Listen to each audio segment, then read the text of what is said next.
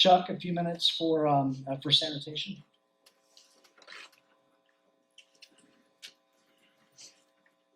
This is Chuck Turhollow, who is very involved with El Nino and kind of our key person at the Bureau of Sanitation.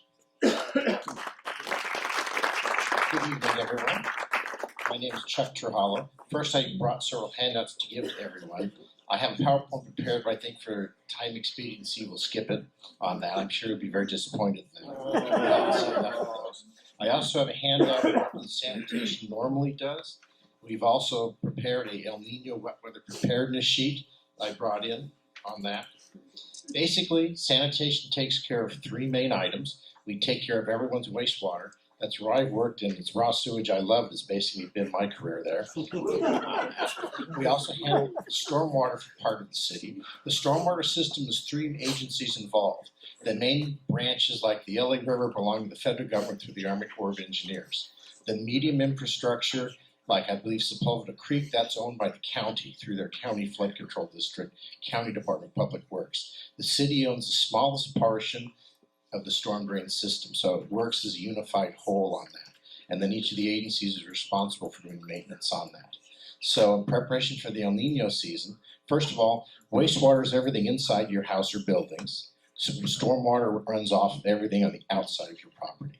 They're separate so they don't get intermingled. So when it rains, you don't flush the sewage out into the bay. The older cities like New York City, they didn't care, so the sewer and storm drain lines are one and the same. We are actually very fortunate to have it separate. We've gone and inspected and cleaned all of our above ground storm drains, the catch basin inlets, the drains that connect the storm drains connected to the larger channels we control. In addition, we have 63 debris basins. You've got a number of them up here on the hills that are designed so when you get runoff from undeveloped areas, the mud is caught in the debris basin, it settles out, and then you decant off the water into the storm drain system or down the street on that. We've inspected all 63 that we have jurisdiction over. There are county and Army Corps as well. There's also 5 dams on the LA River side of the system. 2 are owned by the federal government, 3 are owned by the county on that.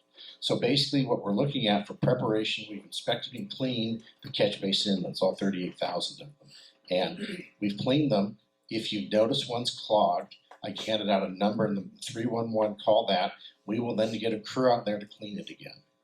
On that, we've diverted a lot of our routine maintenance crews to just handling cleaning storm basins. When the storm hit, we had about 3 to 4 inches of rain over the city, and generally it really wasn't that bad. Our number of requests for service calls came into our wastewater and stormwater collection folks was up about 275 each day. That's up a little over normal. All things considered, we didn't really have a lot of issues to face on that. So we were good in that regard. So basically, the main thing is what you can do to get ready. And the key word on that is make sure your drains on your property are clean and proper and ready to go. The next thing is if you've got large, like a compost pile, leaf pile, literally outside furniture, make sure that's secured so when you have a windstorm or heavy rain, it doesn't get swept up down the street and then plug up the storm drains. On October 19th, we had a heavy cloudburst in Boyle Heights. You heard about that. A mattress floated off the curb because it was trash pickup day the next day. The mattress floated down, plugged up the storm drain. We've ended up putting a swimming pool in somebody's basement. Definitely unplanned in that regard. About 4.5 feet of stormwater in the basement. We flooded out 4 cars as well. So we need you to really work on making sure your property is ready so you don't contribute to your problems, because if it gets off your property and plugs it up, it may cause you issues, may cause issues with your neighbors. Now the next thing is, you may be ready, please check, make sure if you're like downslope of a neighbor, make sure they're ready. That way you make sure the neighbor's backyard doesn't decide to come visit you in the middle of the night, because that's one of the things that does happen. Also, when it's raining, you have to be very, very careful to make sure you do turn your sprinklers off here on the hillsides.